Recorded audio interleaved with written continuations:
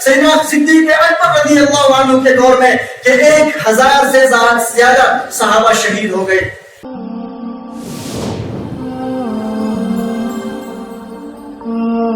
رسالت، نبی پاک صلی اللہ علیہ وسلم کو نبی اور رسول ماننا، اس بات کو آج اچھی طرح آپ سن لیں۔ نبی پاک صلی اللہ علیہ وسلم کو ماننے کے حوالے سے ہماری 2 ذمہ داریاں ہیں۔ ایک مسلمان 2 چیزوں کا مکلف ہے، ایک ہے نبی پاک صلی اللہ علیہ وسلم کو نبی اور رسول ماننا، صرف نبی اور رسول اگر آپ مان رہے ہیں، ایک اور دوسری چیز کو آپ واضح طور پر تسلیم نہیں کر رہے، اسلام کی نظر میں آپ مسلمان نہیں ہیں۔ وہ کیا ہے؟ اللہ پاک نے نبی پاک صلی اللہ علیہ وسلم کو 2 اعزاز بخشے ہیں۔ ایک آپ کو نبی بنایا، یہ آپ کا ایک اعزاز ہے۔ اس سے بڑھ کے اللہ پاک نے آپ کو دوسرا اعزاز بخشا، آپ کو خاتم النبیین بنایا۔ ہمارے آقا تمام نبیوں کے سردار ہیں۔ ہمارے آقا صلی اللہ علیہ وسلم پر اللہ تعالیٰ نے انبیاء کے سلسلے کو ختم کر دیا، مکمل کر دیا۔ حضور علیہ السلام کے بعد قیامت تک کوئی نیا نبی پیدا نہیں ہو سکتا۔ اور یہ ایک ایسا مسئلہ ہے، نبی پاک صلی اللہ علیہ وسلم کے حوالے سے ہمارے عقیدے میں 2 چیزیں اہم ہیں۔ ہمارے آقا کو آپ نبی تسلیم کریں اور اس کے ساتھ یہ بھی تسلیم کریں واضح طور پر کہ حضور علیہ السلام کے بعد قطعاً قیامت تک کوئی نبی نیا پیدا نہیں ہو سکتا، نیا نہیں آ سکتا۔ یہ عقیدہ ختم نبوت ہے۔ اور یاد رکھیں، یہ اتنا عظیم عقیدہ ہے، یہ اتنا عظیم عقیدہ ہے۔ نبی پاک صلی اللہ علیہ وسلم کی حیات طیبہ میں صحابہ نے جتنے جہاد کیے، جتنے غزوے کیے، ان سب میں شہید ہونے والے صحابہ کی تعداد 1000 سے کم ہے۔ لیکن نبی پاک صلی اللہ علیہ وسلم کے بعد سب سے پہلے اللہ تعالیٰ نے ہمارے نبی کو جو فضیلت دی ہے، جو عظمت دی ہے، ختم نبوت کا تاج آپ کے سر پہ پہنایا ہے، آپ کو تمام نبیوں کا سردار بنایا ہے۔ حضور کے بعد جو بندہ نبوت کا دعویٰ کرے، حضور کے بعد جو اپنے آپ کو نبی بتائے، حضور کے بعد جو کسی بندے کو نبی مانتا ہو، تو چونکہ یہ نبی پاک صلی اللہ علیہ وسلم کی عزت پہ، آپ کی ناموس پہ، آپ کی رسالت پہ حملہ کرتا ہے، آپ کے تاج پہ حملہ کرتا ہے۔ اس لیے اس تاج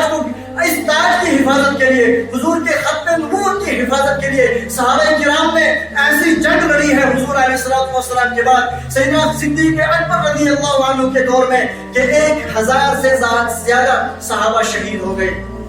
اندازہ لگائیے کہ پورے نبی علیہ السلام کے پورے دور میں صحابہ جو شہید ہوئے 1000 سے کم ہیں، لیکن جب نبی پاک صلی اللہ علیہ وسلم کی ختم نبوت پر ایک بندے نے حملہ کیا، یہ بات کہہ کر کے کہ میں نبی ہوں، اس کو قتل کرنے کے لیے، اس کو نقد جہنم میں پہنچانے کے لیے صحابہ نے جو جد و جہد کی ہے، جو جہاد کیا ہے، اس میں 1000 سے صحابہ زیادہ شہید ہو گئے۔ اس سے پتہ چلتا ہے صحابہ کرام رضی اللہ عنہ کے نزدیک عقیدہ ختم نبوت کتنا اہم ہے۔ حضور کے بعد کوئی نبی نیا پیدا نہیں ہو سکتا۔ اور آپ نے خود بھی ارشاد فرمایا سيكون في امتي 30 كذابون كلهم يزعمون انه نبي وانا خاتم النبيين لا نبي بعدي۔ اے مسلمانوں سمجھ لینا، میری امت اس بات کو جان لینا، میں آخری نبی ہوں، میں نبیوں کا سردار ہوں، میرے بعد کوئی نیا نبی نہیں آ سکتا۔ اگر کوئی بندہ میرے بعد، اور پہلے خود ہی فرما دیا 30 لوگ ایسے پیدا ہو جائیں گے جو یہ دعویٰ کریں گے کہ ہم بھی نبی ہیں، ہمیں حضور کے بعد نبوت مل گئی ہے، جان لینا انہم کذاب، یہ جھوٹے ہوں گے، یہ کافر ہوں گے، یہ مرتد ہوں گے، اور ان کو نبی ماننے والے بھی کافر اور مرتد ہوں گے، ان سے بچ کے رہنا۔ اب آپ کہیں گے یہ فتنے دنیا سے ختم ہو گئے؟ نہیں، ختم نہیں ہوئے۔ یہ فتنہ ختم نبوت پہ حملہ کرنے کا فتنہ ہر دور میں ایسے فتنے رہے ہیں، اور ماضی قریب میں ہمارے ہندوستان پاکستان میں بھی ایک فتنہ پرور، ایک جہنمی اٹھا تھا جس نے ہمارے آقا کے تاج پہ حملہ کرنے کی کوشش کی۔ اس ملعون کو آپ جانتے ہیں مرزا غلام احمد قادیانی کے نام سے۔ یہ مسئلہ اتنا آسان نہیں ہے کہ اس کو آپ نہ سمجھیں، اس کو اپنے نبی کی عزت اور ناموس کے لیے واضح طور پہ سن لیں۔ نبی پاک صلی اللہ علیہ وسلم کی نبوت کے بعد ایک مردود کھڑا ہوا، اس نے دعویٰ کیا قادیان میں پیدا ہونے والا کہ مجھے اللہ پاک نے نبی بنا دیا، اور ایسا بے وقوف انسان، ایسا ملعون انسان کہ ہم اپنے نبی کی سیرت کو فخر سے بیان کرتے ہیں، اور جب کبھی ہمیں ان منتر لوگوں اور اس کے ماننے والوں سے بات کرنے کی نوبت آتی ہے، ہم ان کو کہتے ہیں ہم آپ کو نبی تو نہیں مان رہے، ہمارے نزدیک آپ مرتد ہو، کافر ہو، لیکن آؤ ہم آپ کی جس کو آپ نبی سمجھ رہے ہو اس کی سیرت آپ کے سامنے پڑھ کے دکھاتے ہیں۔ مرزا غلام احمد قادیانی ازالۃ الاوہام نے اور اس طرح دیگر تصنیفات میں کبھی تو یہ دعویٰ کیا، ایک زمانے میں اس مردود نے دعویٰ کیا کہ میں مریم ہوں، ایک زمانے میں دعویٰ کی اس کی کتابوں میں موجود ہے، ازارت الاوہام اٹھا کے دیکھ لیں، اس نے ایک موقع پر دعویٰ کیا کہ مجھے اللہ پاک نے عیسیٰ بنا دیا ہے، اور ایک موقع پر دعویٰ کیا میں مریم ہوں، ایک موقع پر دعویٰ کیا میں مہدی ہوں، اور ایک موقع پر آ کر دعویٰ کیا کہ میں نبی کا سایہ ہوں۔ آخر میں ملعون نے یہ دعویٰ کر دیا کہ میں آخری نبی ہوں۔ مکہ میں جو محمد صلی اللہ علیہ وسلم آئے تھے وہ میں ہی ہوں، الیاذ باللہ۔ اب مجھے بتائیے جو یہ کہیں کہ محمد عربی جو مکہ میں آئے تھے وہ میں ہی ہوں، محمد عربی جس پر قرآن اترا تھا وہ میں ہی ہوں، اس کا مطلب وہ یہ کہنا چاہ رہا ہے امت کی مائیں حضور صلی اللہ علیہ وسلم کی بیویاں امت کی مائیں ہیں۔ تو جو بندہ حضور علیہ السلام کی جگہ خود کو نبی تسلیم کرا رہا ہے وہ دوسرے الفاظ میں یہ کہنا چاہ رہا ہے الیاذ باللہ، الیاذ باللہ، عائشہ میری بیوی ہے، خدیجہ میری بیوی ہے، ارے نبی کی عزت اور نبی کی بیوی پہ بھی حملہ کر رہا ہے۔ اس لیے مسلمانوں نے، اہل ایمان نے ہر دور میں اس فتنے کی ایسی سرکوبی کی اور قادیانیوں کو برسر عام اللہ جزائے خیر علماء کو جو نے سے انہیں کافر قرار دیا اور ہمارے عوام کے ایمان کو بچایا، ان کے کفر کو واضح کیا۔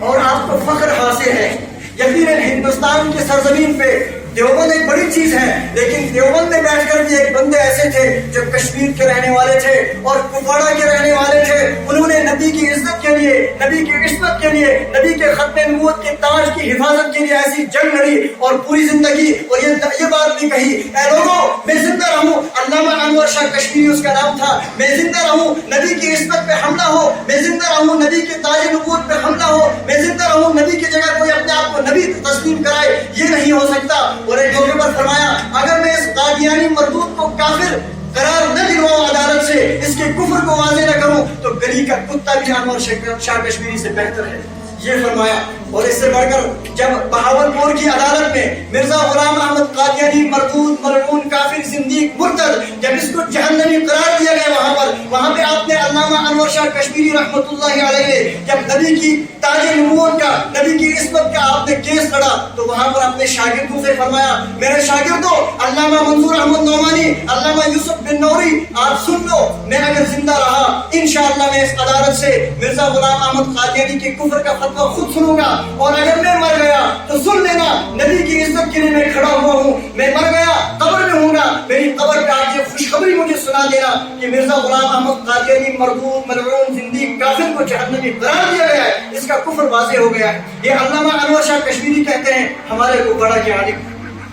اس لیے یاد رکھیں، میں عرض کر رہا تھا قرآن کریم کی جو آیت میں نے آپ کے سامنے پڑھی ہے اس میں اللہ پاک حکم دیتے ہیں ادخلوا فی السلم کافہ، اے ایمان والو اسلام کے اندر پورے کے پورے داخل ہو جاؤ۔ اور اسلام کے اندر پورا داخل ہونے کا معنی کیا ہے؟ شریعت نے خود واضح کر دیا، آپ کے عقائد درست ہوں، توحید میں آپ واضح ہوں، اور اسی طرح آپ کا عقیدہ نبی پاک صلی اللہ علیہ وسلم کے بارے میں بالکل واضح ہو،